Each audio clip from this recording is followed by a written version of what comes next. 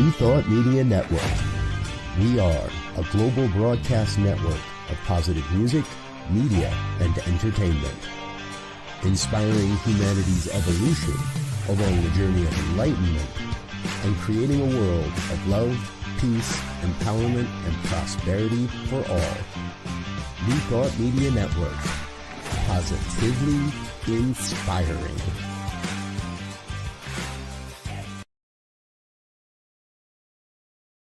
Welcome to Girls Behaving Metaphysically. Your hosts are two girls who believe that life is awesome, that laughter heals, and that it's possible to find deep spiritual insights in everyday experience.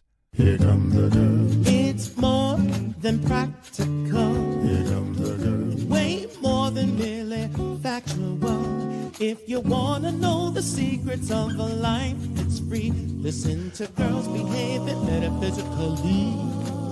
Listen to Girls Behaving Metaphysically.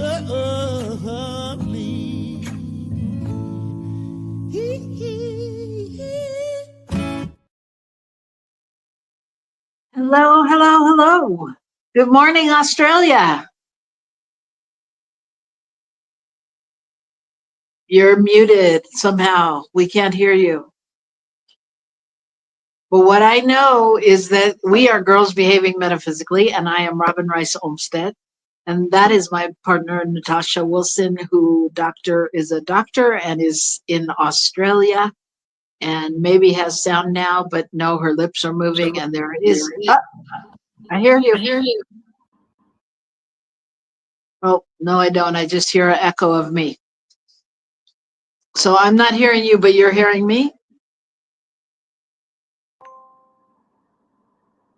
So Hello? Can you hear me? I can hear you now. Okay. So I don't know what's going on. I got a new computer and it's like it's doing these things on my phone, on my iPhones, and I don't really know what they mean. It's like somehow Well, welcome to our show today, because that is really the topic of the show. I don't know what's going on. That seems to be the general state of the world these days. So I think it's perfect that you would make this kind of an entrance. But what I know is we're going to talk about what's going on, and we would love to have you join us. So please feel free to put your name and where you're calling from, where you're coming in from on the chat. And while this show is pre-recorded, we will definitely answer you. If you put something in there, we'll get it back to you. So we'd love to have you participate. So, as I said, we're pre-recording today, and we're talking about what's going on in the world and what we know about it, which I don't know about you, but what I've learned is I'm safest if I just admit the hard, cold truth that I know nothing. It's just easier that way. I know nothing, because anytime I think I know something, it tends to change. So, yeah. So I guess that's it. That's what I know. I know things will always change. That's what I know. There you go. So there you have it. And then I'm happy to just leave it there. But we're not going to leave it there. We're going to talk about it. So you don't want to miss that. But before we do, let's just talk a little bit about what's going on. How are you? How was your week? What's going on over there in Brisbane, Queensland? It's so interesting because life here in Brisbane, for me, okay, it's really, I feel in so many ways I am living my dream life. My daughters are safe, they're growing strong, and they're smart. I have a beautiful house. It's sunny most days in here, it's the sunniest place in the world. Like life here is so good. I feel like I just like it's my life that's still in the US that has everything going on in it, but No, but you're like my family. I literally just got off a call with my mom.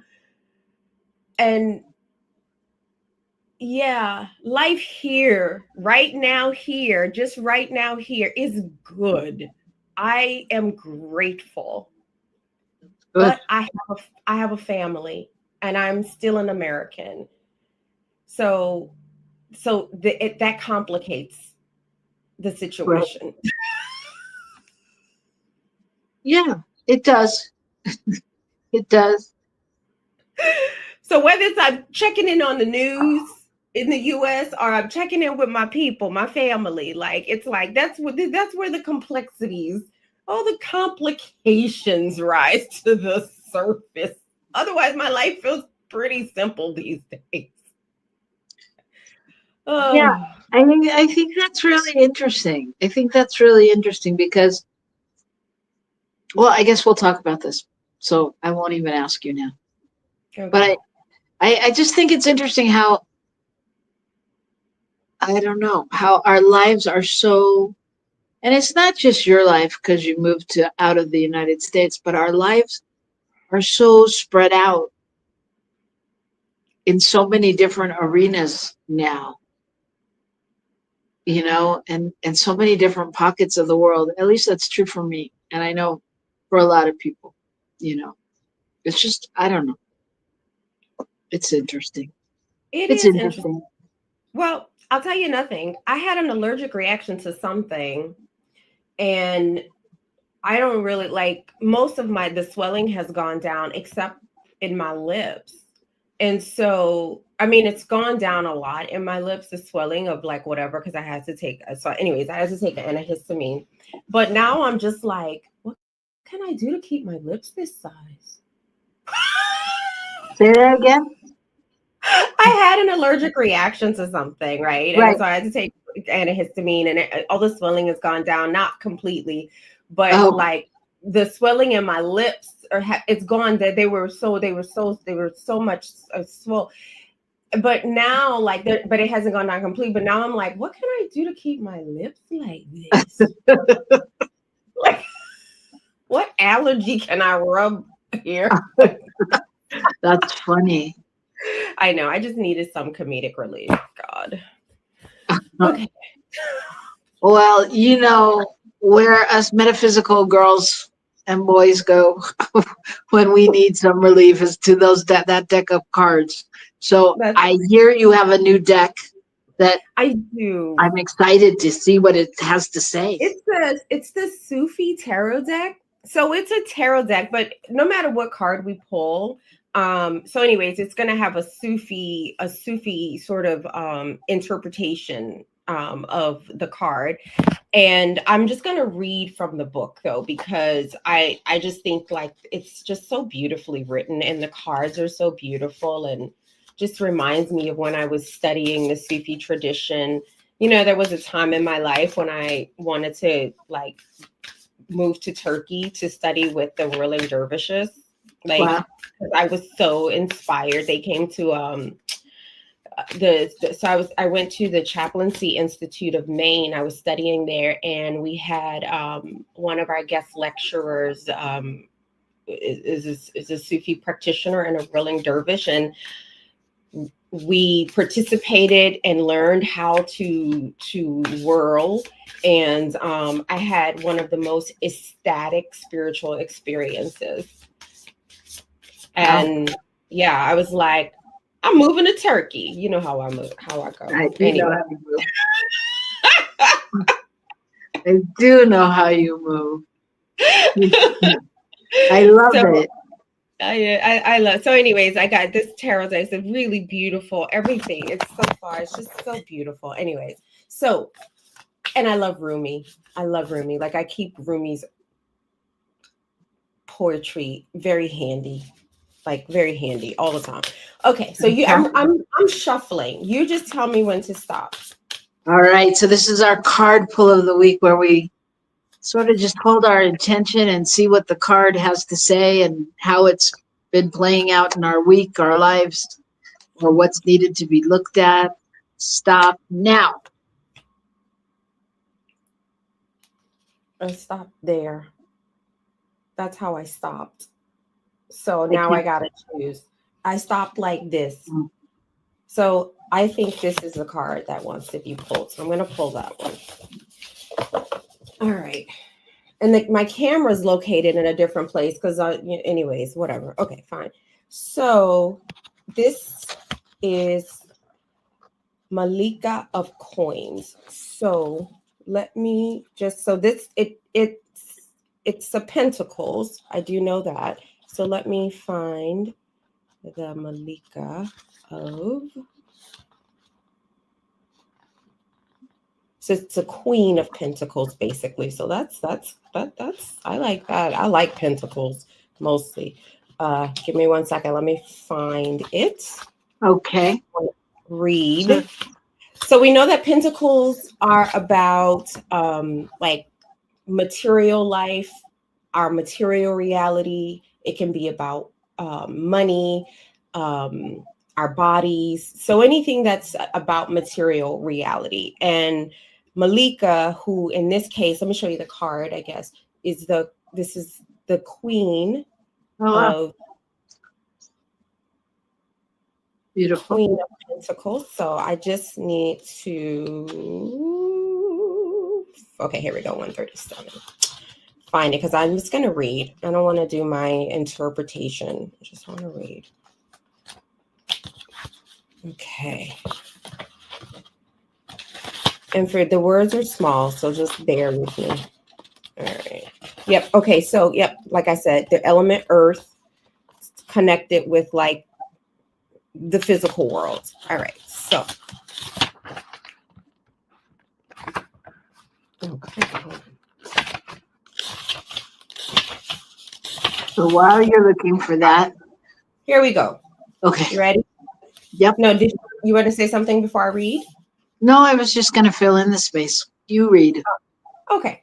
So Malika of Coins, pulled upright, represents being grounded, down to earth, being either a healer or in our healing potential. It's nurturing, it's maturity, it's generosity, it's kindness. This card is about being organized, and it's also about financial abundance. So I like it. I know. As I said, I like Pentacles, and I like the Queen of Pentacles. I love when she comes. Okay. The Malika of Coins is the Queen of Earth, aligned with the beauty and magnificent abundance that the earth gifts, that the earth gifts us each waking moment. She embodies the best of Mother Earth and exudes an abundance that comes from working with nature, within and without. She values the physical senses and all they can perceive, attuned to a scripture in which the divine says, "Yes, I was a hidden treasure and I longed to be known, so I created creation." She sees all of creation as the divine, appearing in manifest form for each of us to love. And as such, she cherishes all around her. She is generous, warm-hearted, and caring, receiving from the divine and sharing with all creation. When this card appears for you, you are being guided to the abundance in your heart, in your soul, and all around you. It is possible to have a spiritual connection with the world if we learn to see it as reflective of the divine. The Sufis tell us that one of the first signs of an awakened soul is an appreciation for beauty in nature, in music, in art, and most importantly, in the mundane. The Sufis also tell us that real riches do not come from an accumulation of worldly goods, but from a contented mind and soul. The Nafis al-Mutanana, is this true in your life? Is the question, is this true in your life? And the contemplation is there anything in the physical or material realm that takes my peace away? How do I relate to nature as divine creation? And the affirmation is, I wear gratitude like a cloak. It nourishes me on every level. Mm. Yeah, I love that. I mean, I think it's so poignant for the times we're living in. Yes. You know, I mean, I think this is what, at least for me, this is what I feel like I'm being called to do. You know, and in a lot of ways, I can't quote what you said, but you know, it just reminds me of, you know, being in it but not of it. Really being just being able to be present in a different way. And it's really a new way in my world anyway, of I don't know, just knowing that I don't know and allowing that to be the next step, to be from in the moment, you know, and with that grace and beauty and all that card felt like kindness. Yeah. You know, what's really like, well, there's so much that was in there. And what's staying with me is about the Sufi saying, like, the first signs of an awakened being is the capacity to behold beauty in music and art, and really just in all of life's creation and nature. Yeah. And wearing gratitude like a cloak. I like that. I like that. That just reading that really kind of soothed. This feels like a bit of balm on my nervous system right now. Right. Yeah. Yeah.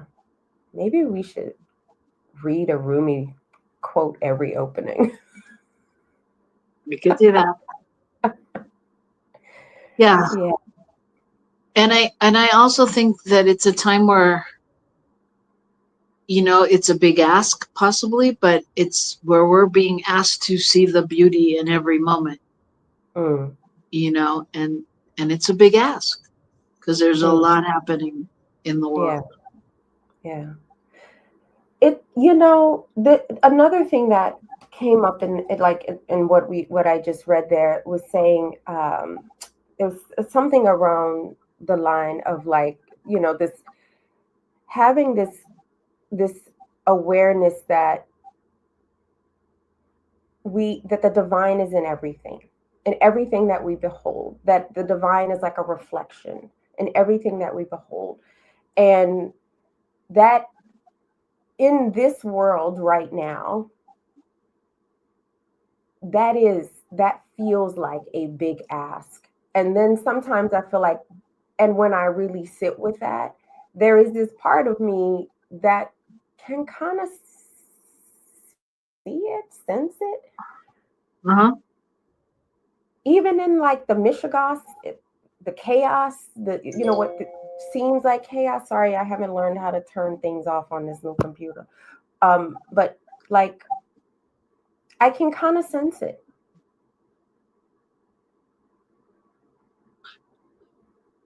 Yeah. I think, I mean, I think that's a good point. I think because you're reminding me right now when you say that, you know, and you're saying that the the ask or the chat that may be challenging at times to find God, spirit, the divine in every moment. And what I was saying was, it's hard to find the beauty in every moment. And it's interesting because for me, even though I know they're one, it separates. Like, I don't have a hard time finding God in every moment, but I have a hard time calling it good all the time, you know, or seeing the good. And I mean, that's interesting because it seems like separation, and yet, you know, I don't know. It is what it is. You know, I think this is like, we're really getting, I think, like a crash course in the need to step out of dualism.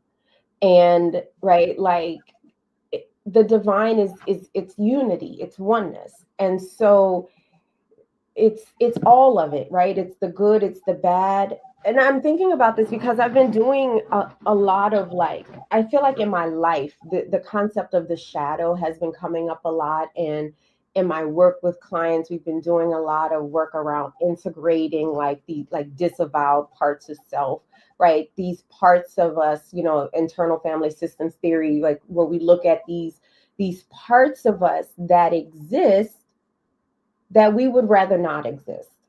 Right. And we would rather not, right, like, because they remind us of like either our the worst person in the world. But there is this thing that happens through the process of integration, right?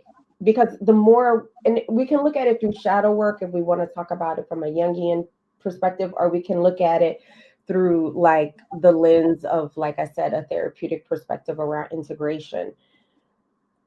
Like, I feel like we're being called to really integrate our collective shadow,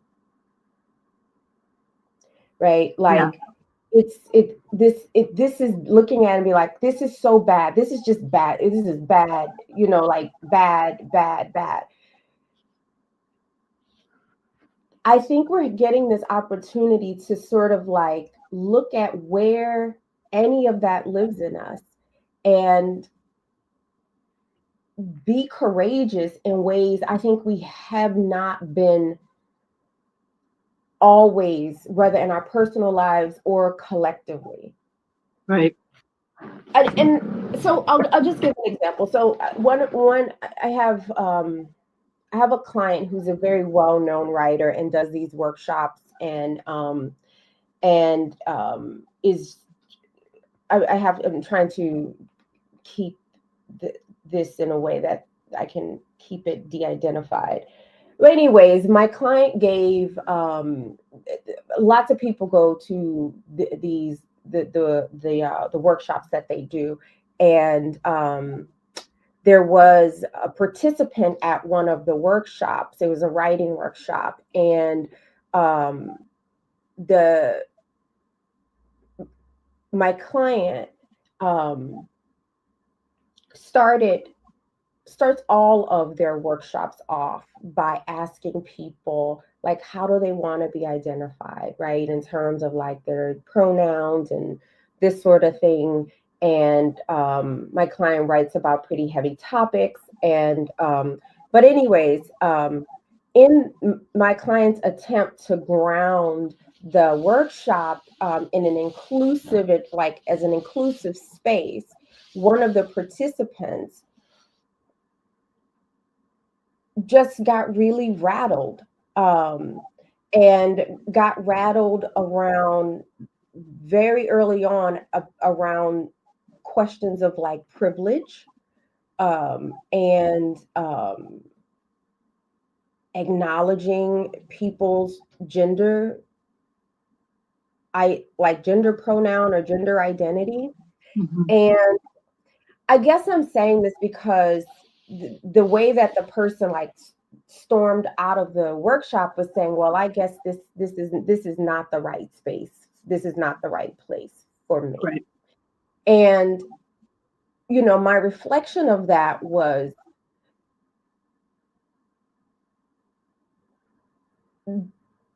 yes, this person missed an opportunity to do something different than what we do all the time collectively, right? Is we come again, we hear a topic like, or we hear a term or a phrase like white privilege, and instead of getting curious, they get activated and they triggered. And in my, like even in my research, you know, which looks at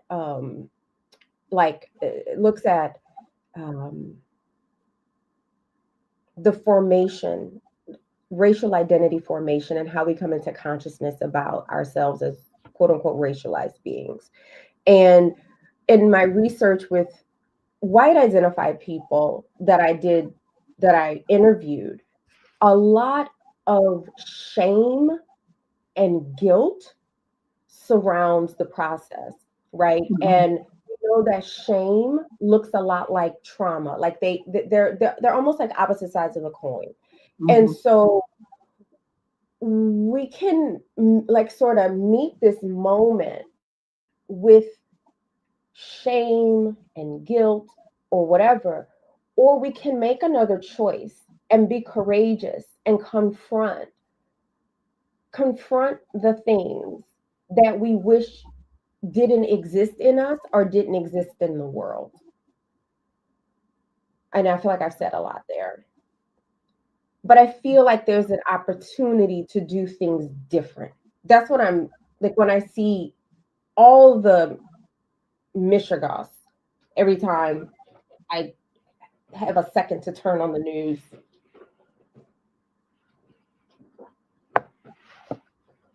Yeah.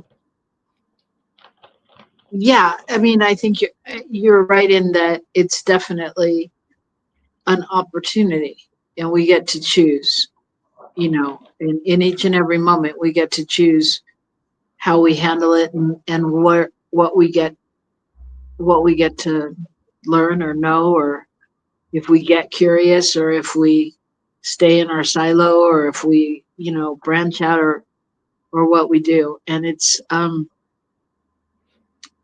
yeah, I think it's a super important, tender time around that kind of a topic, because um, there is a lot going on, and people are sensitive about different things. And yeah, I mean, I think I I love getting curious, because I think that's, for me, that's one of the keys to life, right? Is to get curious, to not be stagnant, to, you know, not, I don't know, to know that, to be open to possibilities, Mm, And so I think that's important, and I think that's a lot of what that card brings up, yeah. you know. But yes, I hear you. Mm. And about being grounded. The Queen of Pentacles is about being grounded. And I think that because of all the things that are coming to light, that's what I'll call it, because it's not like any of this stuff is actually new. I feel like with all the things coming to light and things that we could typically deny, or put blinders on in the past, like the world we live in has just burst the blinders off of us. um i I lost my thought. No, grounded.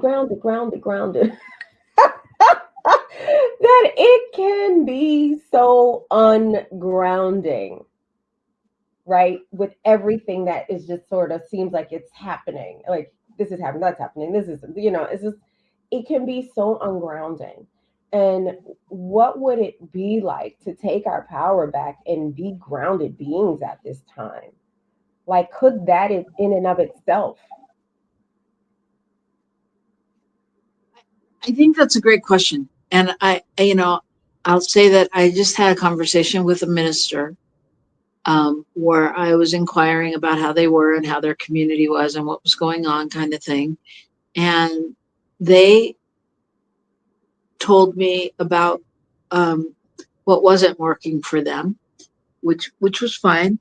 But they told me about what wasn't working, and how the community was stuck in their ways, and because they were a new minister to that community was stuck in their ways, and that, they only wanted certain classes. And this minister is science of mind, grown up science of mind as a kid, science of mind, and she said they want classes in astrology and in, I don't know. She named all kinds of new age type things, and it was so interesting to me, because she was like, no, that's not what they're getting. We're doing science of mind.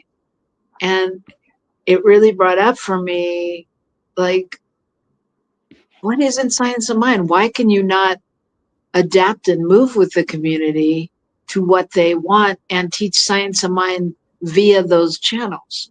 Like, why not get curious about what your community wants and needs and is asking for, and really be able to find that inroad? Because isn't that what we're trying to do in life? Like, we're talking about how this person in that country and doesn't get along with that country and this person and that. And like, it's that place where if we could just get curious and be open to a new possibility, that we could really arrive at some new place. Like we talked last week at our conference about new thought, and we were calling it old new thought, going, what is being called forth now? Great. Ernest was magnificent and wonderful, and everybody else, and Michael Beckwith is fantastic and all of that. But what is being called for the next generation? Because Ernest didn't have social media and a computer. We're in a different time zone. And what do younger people want to know about, or what's going to really serve them in the future? And I think that's part of the answer, that you said. I think being able to get curious and truly allow all paths to lead to one. Yeah. Not go, yeah, but that one isn't right. And no, that one, not like that. And, really be able to open up to that.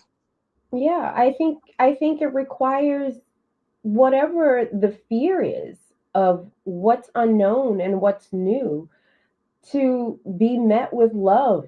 And if you can't meet whatever the fear is with love, then can you meet it with curiosity, right?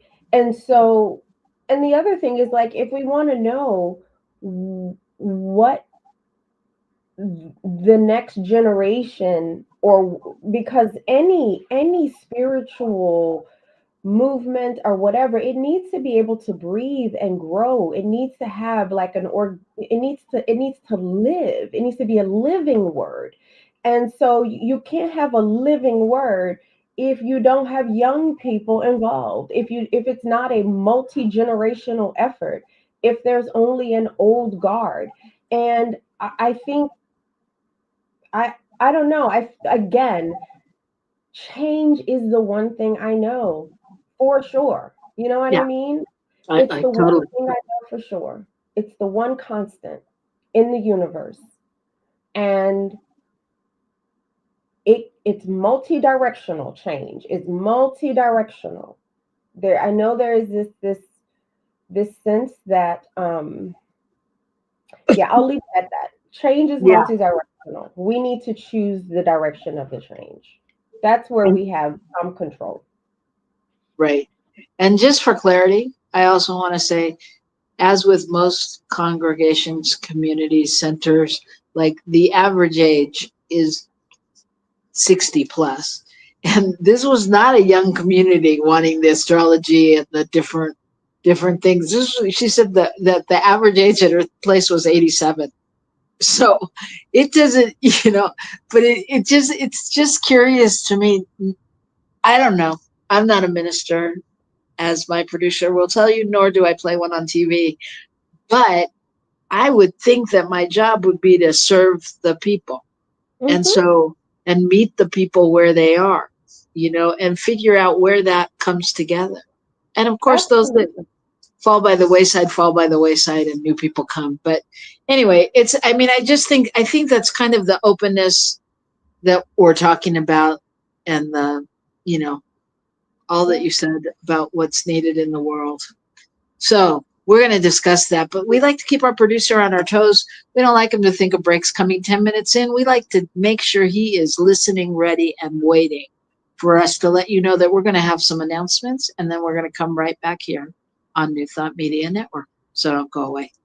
Please help us say thank you to our organizational sponsors, including the Hefferland Foundation, Affiliated New Thought Network, International New Thought Alliance, Science of Mind Archives and Library Foundation, Center for Spiritual Living Denver, Center for Spiritual Living Midtown, New Thought Philadelphia, Planned Happiness Institute, Summit Center for Spiritual Living, One Heart Retreats, Center for Spiritual Living on the Lake, Unity Kitchener, Unity Spiritual Center Ottawa, Om Center for Spiritual Living, Satya Center, Begin Within Ministries, Center for Spiritual Living North Jersey, Unity of Savannah, and the Center for Spiritual Living Seattle,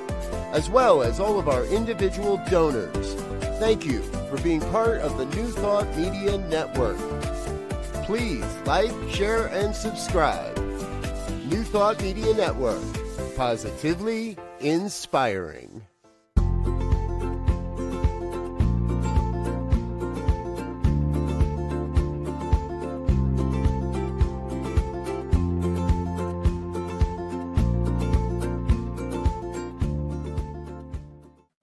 Well, hello there. This is Dr. Sydney Steen. I am the senior minister and spiritual leader of the North Hollywood Church of Religious Science. We are a oneness center for spiritual living. And I just want to invite you to something that I think is really, really special. In October, from the 6th to the 10th, at Unity Village in Lee Summit, Missouri, the affiliated New Thought Network will be hosting the most wonderful retreat.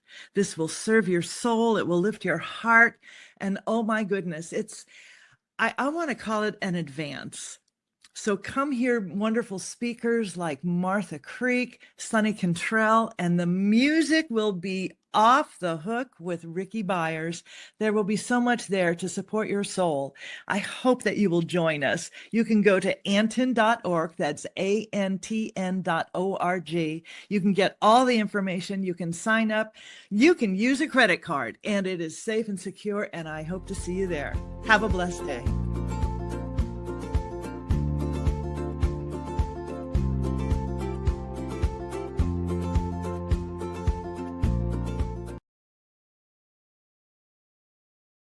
Welcome to Girls Behaving Metaphysically. Your hosts are two girls who believe that life is awesome, that laughter heals, and that it's possible to find deep spiritual insights in everyday experience. Here come the girls. It's more than practical. Here come the girls. Way more than merely factual. If you want to know the secrets of a life that's free, listen to Girls Behaving Metaphysically. Listen to Girls Behaving Metaphysically.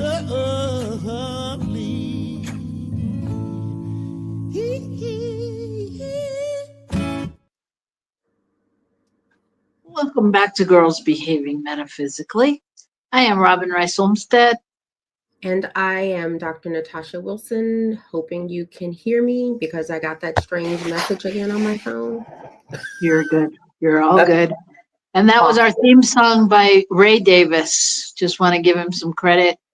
Fantastic musical inspiration, talented, just a lovely, lovely man. So, our topic today, we're going off of what's going on here in the United States of America, which is, I don't know that we can put one title on it, but I think that the topic that got us started was free speech, and there's much that comes off of that. But this is a week where there's been Jimmy Kimmel taken off the air, Jimmy Kimmel put back on the air, and all the things in between, and everybody's views and things. So we thought we should talk about what's going on. So, what's going on? Yeah. I don't know. I said at the beginning that the only thing I know is that change is happening. Yeah. Change always will happen. And I followed, because we don't get Jimmy Kimmel here in Australia, but of course, I follow the U.S. Media, and yeah, it's just that everything is like out in the open now. I feel like if I have to think, when we think about the question, what's going on, I feel like things that used to be able to have some plausible deniability, whether it's like, oh, is there institutional racism happening? Is there sexism happening? Is there censorship happening? It's like everything is in the open now. Like nothing is like, it's like nothing's hidden anymore. So I feel like if we like, so if there's anything that's going on, I feel like that's what's going on. Everything, there's no more plausible deniability. And so now it's like, now we have these choice points. And so the thing with Jimmy Kimmel, although like, again, we don't get Jimmy Kimmel here in Australia, but so I watch the media, or the media that I consume and the news that I watch is mostly independent media, and it's mostly based in the US. So of course I heard about the Jimmy Kimmel thing, but what was so amazing is like, as I was looking at like the comment section in those like independent news sources that I follow, there were people in the comments from all over the world, including Australia. And we were like, oh, fine, we're canceling our Disney Plus. We don't have Hulu here, but we're canceling Disney Plus. So like there was this whole big thing. Everybody here in Australia started canceling Disney Plus. Right. And like it's had a global effect. You know? Well, which begs, I mean, yes. And for me, that begs the question, like, is free speech a Western idea or a universal global human right?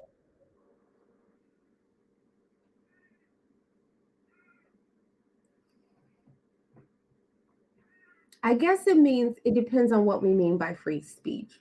And like the way I think of free speech, I think of it as a global universal human right. And if it's not, I believe it should be. And I don't even use the word should that often. Right. Like we come here as souls to express, not to be policed and monitored, and like that. We come here to be free. Like that's what we come to planet for, to explore. And how do we explore and express our gifts? Like if we have a limited range of speech? Yeah, I hear you. And for me, yes, and I agree with you. And I think that, you know, I mean, I think in some ways, probably free speech is more westernized or more kind of encoded in our constitution kind of thing. Not that other cultures and traditions and places don't have similar have a universal declaration of human rights, so that it's, there is that piece to it. And I think what's so interesting to me about the whole Jimmy Kimmel thing is that when you look at what he said, it wasn't even bad, in comparison to how many things have been said over time. And I'm sorry, I would say even out of the mouth of our fearless leader, like the way he talks about people to me is appalling.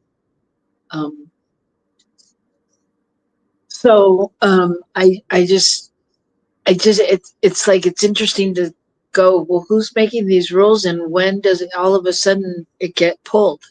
You know what I'm saying? Yeah, I think that, again, the hypocrisy is so, it's just there. Like everything, you know what I mean? Like, I'm like, there's no more plausible deniability.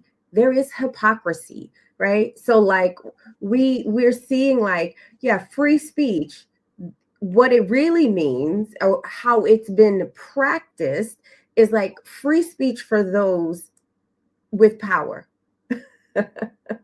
Right? Well, So we're seeing it, right? We're seeing it. Like many people, like I don't know, people, like if you're from a community that is I don't know what's the term now, BIPOC, you know, like if you're from a community of color, or you like, right. we always knew that there was a deep relativity and asymmetry in terms of how constitutional rights have been exercised. Like, but now it's just out there for everybody to see. Like, it's just there. We see the hypocrisy, right? And yes, I think the West sort of shaped our current ideas. Like, even when we think about the Universal Declaration of Human Rights, like the West has shaped those ideas, but those ideas have been around for a very long time. Yeah. A very long time. And when we look at like any society around the world, even the ones that we think of as like the most repressive, what are they trying to repress? They're trying to repress people's expression. So this is why I think free speech is like a universal, it needs to be universal. Yeah, I agree with you. And you know, as we well know, that doesn't happen in every country in that way, which is, you know, it's just a sign of where they are. But it leads me to ask like a question, and I think you touched on the answer, but do you think that we have more freedom to speak now than 20 years ago, or what do you think? No, and I'm gonna be very honest. So, like, you know, right before we started recording, that I was on the phone with my mother, and part of the thing that's happening in my family right now is that my mom really wants to come to Australia, but my dad doesn't. And the thing that's really holding up my dad is he's afraid to fly across the Pacific Ocean. He's like, and the fear is very real for him. And so anyways, and there's like now all this other stuff that's happening as a result of that. But you know, I was flying to the United States quite regularly when Joe Biden was president, while I was still living in Australia. As soon as the COVID restrictions lifted, like I started going back to the US on a regular basis. I have not gone to the US, and I'm not flying to the US unless I absolutely have to. And why? Because like my entire, as an former academic, I guess, like my entire last chapter of my dissertation talked about basically the threat of what would happen if we stayed in collective denial around racial trauma and racial trauma across the board. And I talked a lot about Donald Trump in that last chapter of my dissertation. And I know colleagues and clients who are academics who write in the same spirit that I have, who've been like contained, or what do you call it? Detained. I said contained. Detained, right? Like, and I'm like, I'm not gonna take that risk. So I don't feel like speech is very free. I'm, you know, like the very reason why I will not fly to the US right now is because I'm afraid of being detained because of my work, the work I've done and the work that I do, the stuff I've written, the stuff I've published. You know, I've published a lot of stuff with regards to LGBTQI community. Like I've published a lot around the rights of queer people. Like that was my original scholarship before I started looking at anti-racism and anti-whiteness in my work. So no, I'm not Yeah. willing to risk it. So it Yeah. means I'm not seeing my parents, so like, yeah, no, I feel like speech is not freer. Yeah. And, unfortunately, we started this conversation very late and we're out of time. And I just want to touch on my answer for that, because I think the question is really a paradox. I mean, I think that there, yes, in terms of platforms and possibilities, that anybody can talk nowadays and online and to global audiences. So in a way, I feel like we have more. And then the same reasons, I feel like we have less, because there's more visibility, and that means more risk of backlash, and exactly what you just said, of being detained and being, especially in this climate where we are watching that happen, so it's really it's an interesting thing. And I think that I don't know, free speech and being able to speak out is so important. And I just encourage everybody to, look at what it means to them in their life, and to really just be attentive and watch what's going on. And, you'll know what's right to do, but it is an opportunity truly for us to step out and be advocates of what we believe. Would you like to have the closing word, Dr. Natasha? I I don't know. I'm just going, thinking about the original question, and also never thought I'd live in a time where I would not want to come back to the United States because I was concerned that my scholarship could make me a target for being detained by immigration. Yeah. On my way back home. Right. So, and that is, and I know there's ain't nobody gonna rally for my black ass. I'm just gonna be somewhere in alligator Alcatraz. So no, So I'm not coming. So hey, I'd rally for your black ass, girl. I would rally, and I know Michael Mangus would come with me. We'd bring New Thought Media and take them down. You are not alone, sister. There you go. You are not alone. So, and that's what we all need to know, is that we're not alone. No matter how much it feels like, because right now is when it feels like an island, and we're not alone. And so that's why it's important to be with what you believe, and really know that you're not alone, and move that, hold that vision. Yeah. Well, and can we use this time to make courageous choices? Not dangerous choices, not choices that put us, purposely at risk. But what kind of choice can we make in our individuated lives, right? Girl, courageous choice can be canceling your Disney Plus. It doesn't have to be huge. I mean, that's a courageous choice, especially if you have kids. Especially because when I told my daughter, my youngest daughter, like, she didn't really get what that meant. But when the subscription time ran out, and then she couldn't sign into her profile on Disney Plus, she had a meltdown. I was like, look, we still have Netflix. It's true. Change is going to require change.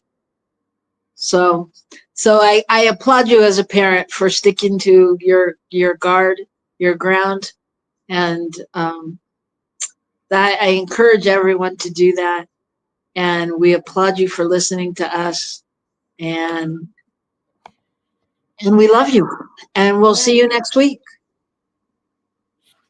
Yes. True. Yes. Sending love, sending blessings.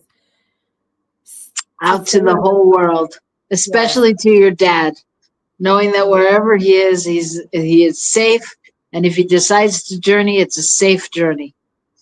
Yeah. So, all right, everybody. So thank you for listening, and we will see you next week.